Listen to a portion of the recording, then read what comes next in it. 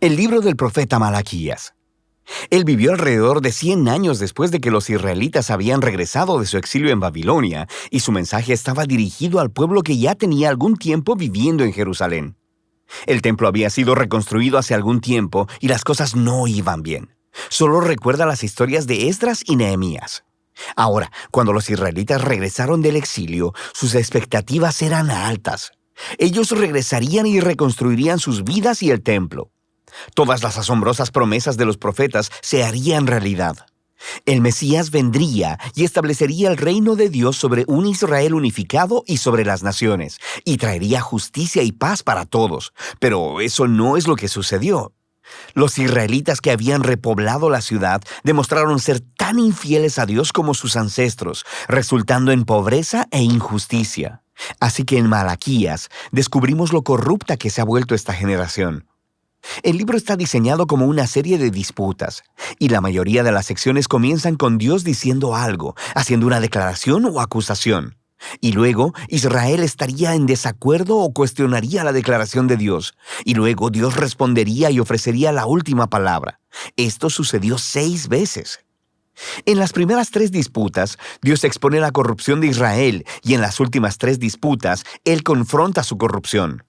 Y la impresión general que obtienes de estos argumentos y disputas es que el exilio fundamentalmente no cambió nada en el pueblo. Los corazones de Israel están tan duros como siempre. La primera disputa empieza cuando Dios dice que todavía ama al pueblo de su pacto a pesar de sus fracasos. E Israel objeta de manera grosera, diciendo, ¿de qué manera nos has mostrado algún tipo de amor? Así que Dios les recuerda de cómo en su gracia eligió a la familia de Jacob, su ancestro, para convertirse en la portadora de las promesas del pacto de Dios en lugar de a la familia de Esaú, su hermano, quienes eventualmente quedaron en la ruina. Recuerda las historias de Génesis y el libro de Abdías. Así que desde esta primera disputa, Israel se expone como suspicaz, dudando del amor y la fidelidad de Dios. La segunda disputa expone un problema con el segundo templo de Israel. Dios acusa al pueblo de despreciar y de profanar el templo, y el pueblo refuta. ¿Cómo te hemos despreciado? Así que Dios responde enfocándose en el pueblo, en cómo traen ofrendas vergonzosamente patéticas con animales enfermos e impuros que muestran que no valoran ni honran a su Dios. Pero no es solo el pueblo, también los sacerdotes que administran el templo. No solo toleran, sino que participan en estas formas de adoración corrupta. Desde arriba hasta abajo, el pueblo de Dios ha demostrado ser infiel. En la tercera disputa, Dios acusa a los hombres israelitas de traición para con Dios y con sus esposas, lo que por supuesto ellos niegan. Y Dios expone la tóxica combinación de idolatría y divorcio que está teniendo lugar.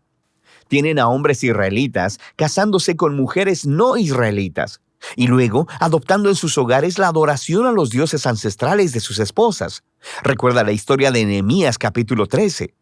Así que Malaquías conecta esto con una ola de hombres divorciándose de sus mujeres sin una buena razón. Y el pueblo no tiene problema con esto. Y Malaquías dice no. Es una traición a su pacto con Dios. Así que Malaquías pasa al segundo grupo de disputas que confrontan la rebelión de Israel. La cuarta disputa comienza con los israelitas acusando a Dios de negligencia, diciendo, ¿dónde está el Dios de justicia? Ellos ven injusticia y corrupción abundando, y Dios no parece hacer nada. Así que Dios responde diciendo que Él enviará un mensajero que preparará al pueblo para el regreso personal de Dios en el día del Señor. Él vendrá como fuego para purificar a su pueblo y para remover la idolatría y la inmoralidad sexual y la injusticia, para que solo el remanente fiel sea su pueblo. En la quinta disputa, Dios llama al pueblo a volverse a Él, a lo que el pueblo responde, ¿cómo podemos regresar? Así que Dios confronta su egoísmo, les muestra cómo han dejado de ofrecer diezmos de sus ingresos para el templo. Esa palabra, diezmo, solo significa una 10ª parte. Es la cantidad de ingreso y frutos que los israelitas debían donar anualmente para mantener al templo y a sus sacerdotes. La práctica se explica en diferentes partes de la Torá. Ahora, sabemos por Malaquías y por el libro de Nehemías que el pueblo estaba descuidando esta responsabilidad. Así que el templo se estaba deteriorando. Y Dios los confronta. Él dice que quiere bendecirlos con abundancia, pero solo si ellos van a ser fieles. En la disputa final, el pueblo acusa a Dios y dice que servirle no tiene caso. Ellos observan a los malvados y orgullosos teniendo éxito en la vida y Dios no hace nada. Y la respuesta de Dios, por primera vez en el libro, no es un discurso, sino más bien una historia corta acerca del remanente fiel en Israel, de las personas que temen al Señor y aman reunirse y hablar acerca de cómo honrar a Dios y cómo servirle. Así que Dios ordena que un libro memorial sea escrito para estas personas, para que puedan leer el libro y recordar el carácter y las promesas de Dios. Aquí Malaquías está reflexionando en el regalo divino de las Escrituras, cómo ellas nos apuntan al pasado para recordar lo que Dios ha hecho para inspirar fidelidad y esperanza para el futuro.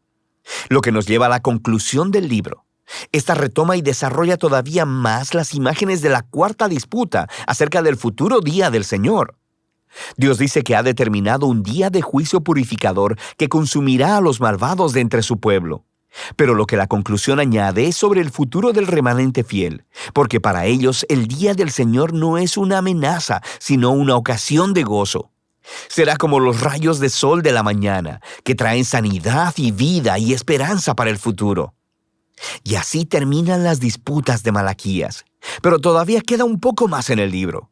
Los últimos 3 versículos no son parte de las disputas, y en realidad funcionan como un apéndice final. Le dan cierre no solo a Malaquías, sino a toda la colección de la Torá y los profetas.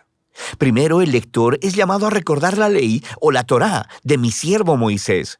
Esto recuerda la historia y las leyes del pacto que encuentras en los primeros libros de la Biblia. Pero luego, escuchamos este resumen de los libros de los profetas. Yo les envío al profeta Elías antes que venga el día del Señor, quien restaurará los corazones del pueblo de Dios. Así que esta conclusión resume la Torá y los profetas como una historia unificada que apunta al futuro. Israel fue redimido por Dios y luego lo traicionó por la rebelión y dureza de sus corazones, quebrantando las leyes de la Torá. Pero las Escrituras anticipan un día en el futuro en que Dios enviará un nuevo profeta, un Moisés, un nuevo Elías, quien restaurará al pueblo de Dios y sanará sus duros corazones. Recuerda todas las promesas de Deuteronomio y Jeremías y Ezequiel. Así que este apéndice final presenta las Escrituras como un regalo divino para leer, meditar y orar. Nos dicen la verdad acerca de la condición humana, acerca de nuestro egoísmo y pecado. Pero también anuncian la promesa de Dios de que un día Él enviará un mensajero y que luego Él se presentará personalmente para confrontar la maldad, para restaurar a su pueblo y para traer su justicia sanadora. Y de esta esperanza futura tratan Malaquías, la Torá y todos los profetas.